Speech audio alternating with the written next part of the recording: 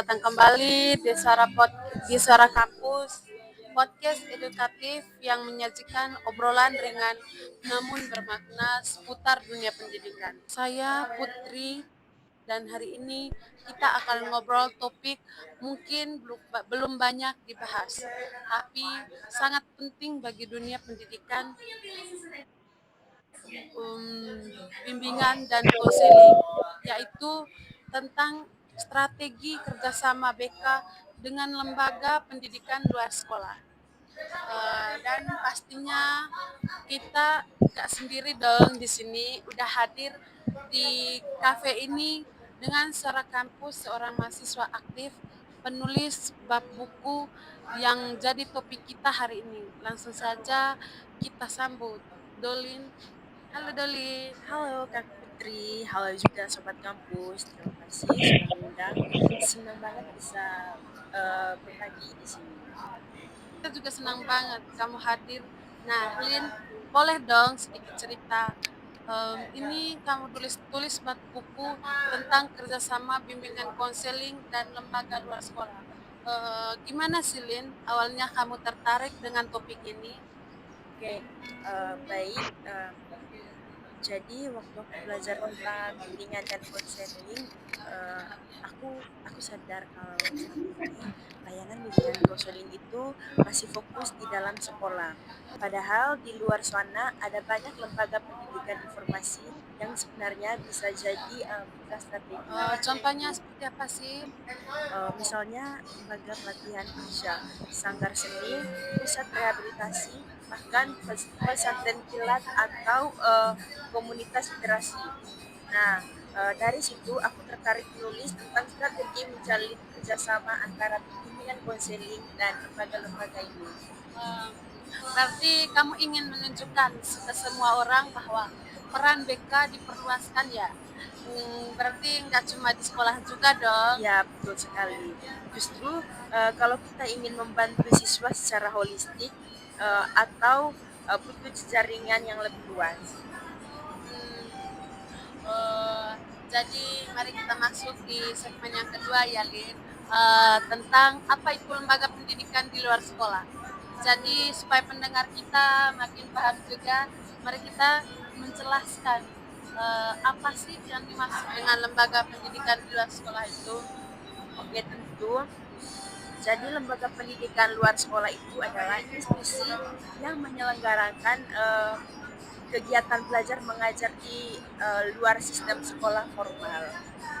Jadi contohnya itu yang pertama itu Balai Latihan Kerja atau BLK, terus Sanggar Kegiatan Belajar, Lembaga Kursus dan Pelatihan, Komunitas Pelajar Informal, Lembaga Konseling Eksternal atau Pusat Rehabilitasi.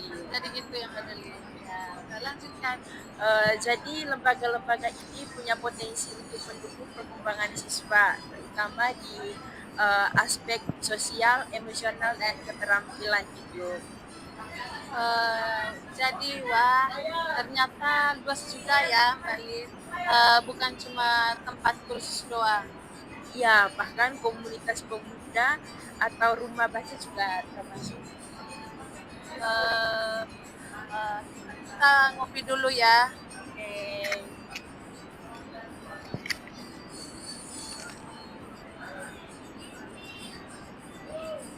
Keren sekali ya bukunya Mbak Lin.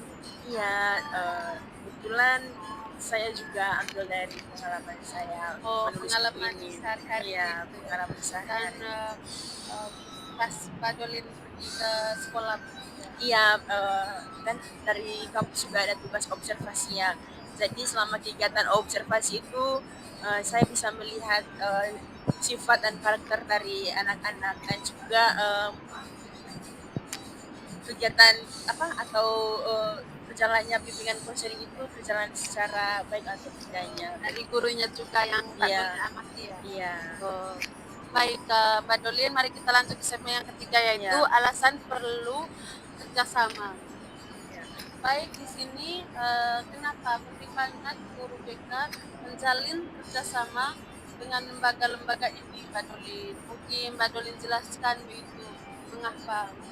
Oke, jadi ada beberapa alasan kuat. Yang pertama itu keterbatasan sumber daya di sekolah. Jadi guru bimbingan konseling nggak bisa menangani semua masalah siswa itu sendirian. Terus yang kedua itu kompleksitas permasalahan siswa. Misalnya bagaimana ya Mbak Jadi Doli? misalnya itu kasus adiksi atau keterasaan atau butuh pendampingan profesional dari luar. Jadi ketika itu kebutuhan pengembangan karakter siswa. Jadi lembaga pelatihan bisa bantu siswa mengenal dunia kerja. Terus yang keempat itu variasi layanan.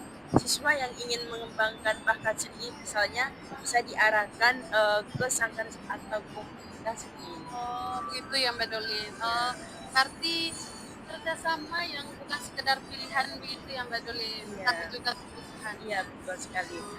Apalagi di zaman sekarang yang penuh tantangan dan gangguan eksternal. Keren juga ya Mbak Doli. Ya, Baik, kita lanjut di segmen yang keempat ya. ya. Di sini kita berbicara tentang bentuk-bentuk strategi kerjasama. Eh, jadi kalau kita bahas strategi konkretnya begitu ya Lin, gimana sih caranya membangun kerjasama dengan lembaga-lembaga di luar sekolah begitu? Cara Jadi, kerjasamanya ya, begitu. jadi di buku ini saya jelaskan ada beberapa strategi. Jadi yang pertama itu pemetaan kebutuhan siswa. Lebih dahulu, yang pertama itu, terus yang kedua itu identifikasi lembaga relevan yang bisa mendukung.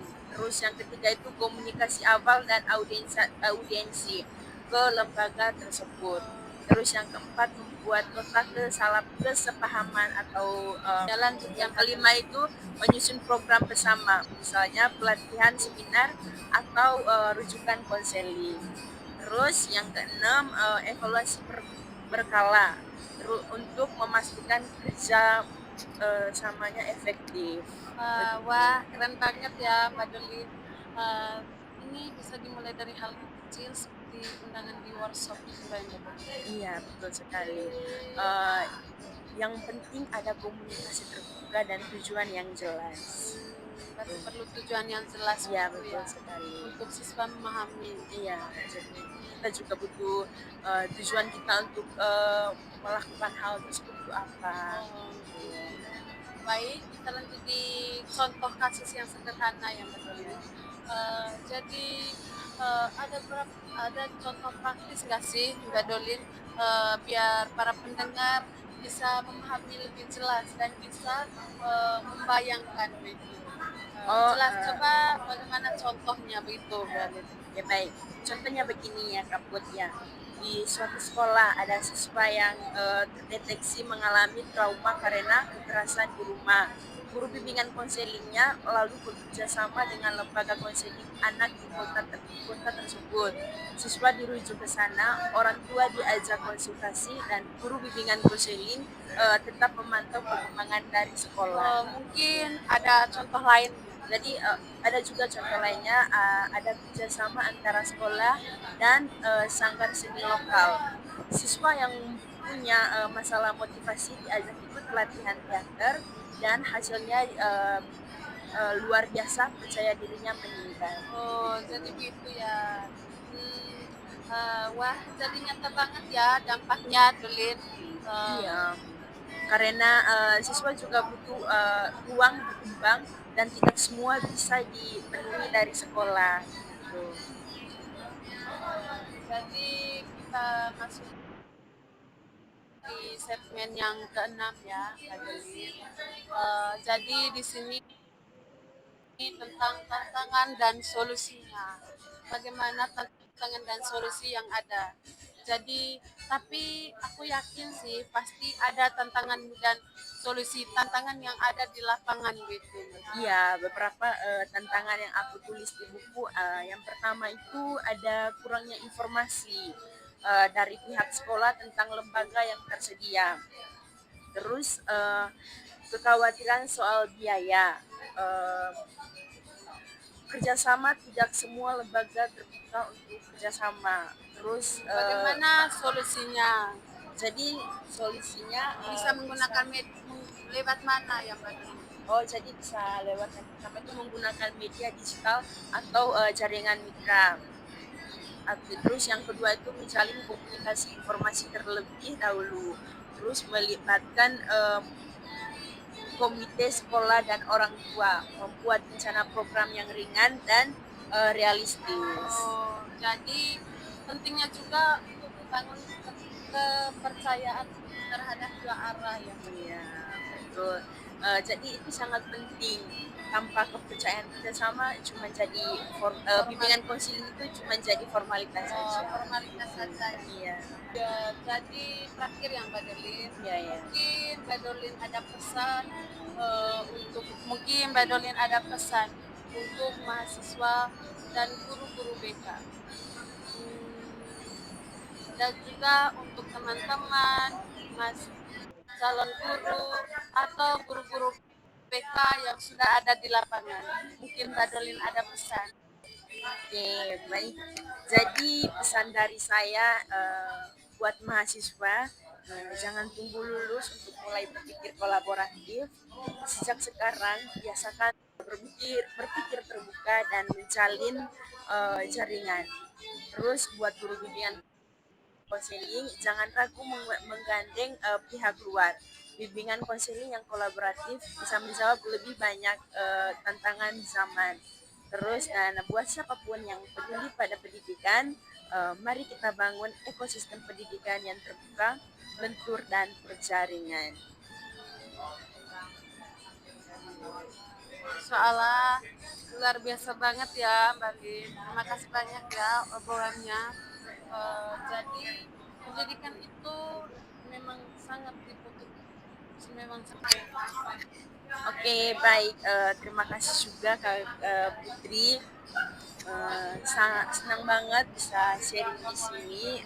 Semoga bermanfaat buat semua pendengar dan semoga buku ini juga bisa menambah ilmu dan pengetahuan untuk teman-teman ya untuk teman-teman mahasiswa, guru BK dan teman-teman calon guru BK juga. Baik Mbak Dolin. Oke Sobat Kepo semuanya, itu tadi obrolan kita tentang strategi kerjasama dan bimbingan konseling dan dengan lembaga pendidikan luar sekolah. Semoga teman-teman bisa jadi inspirasi buat guru BK, mahasiswa dan siapapun yang peduli terhadap dunia pendidikan. Baik, untuk itu kami pamit undur diri pada podcast kami sore hari ini. Tetap belajar, tetap peduli, tetap jadi bagian dari perubahan. Nah.